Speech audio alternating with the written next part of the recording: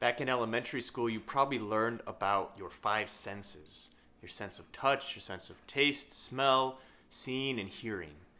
And how this is, for us as human beings, it's how we experience the world. We wouldn't know what something looks like if we didn't have a sense of sight, or we wouldn't know what a beautiful piece of music sounds like if we didn't have a sense of hearing. Our sense of smell tells us that someone just cut the grass outside.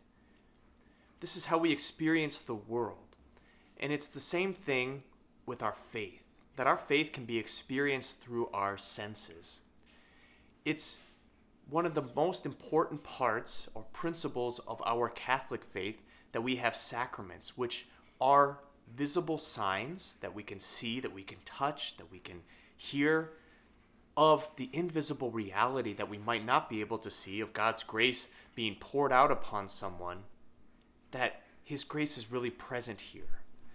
And the greatest one of these is the Eucharist, which Jesus continues to talk about today in our gospel in the 6th chapter of John, saying that we have to eat His flesh and drink His blood to have life within us. That is the life of our world, I just think it's amazing that we can bump into Jesus on this planet. How Jesus makes Himself present here. He humbles Himself under the appearance of bread and wine, and also within other people. We experience Jesus through other people as well.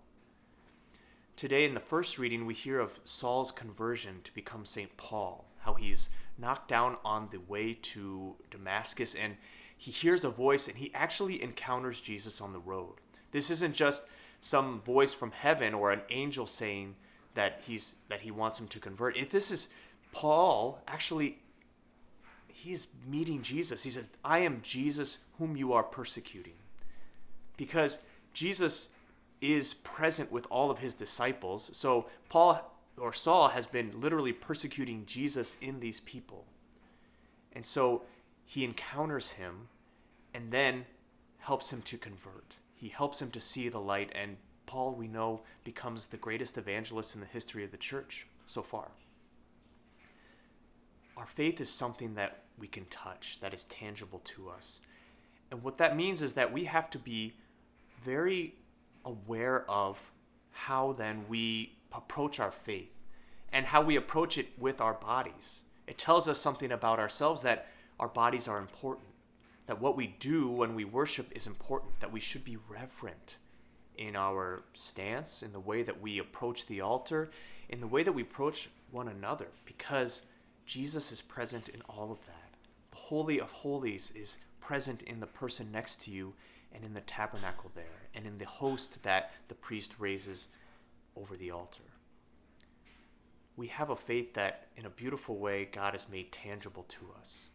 Let us remember that and be more reverent around those signs of God's presence with us, because He has made Himself present to us, and we can feel Him, we can touch Him, we can hear Him. What a great gift it is.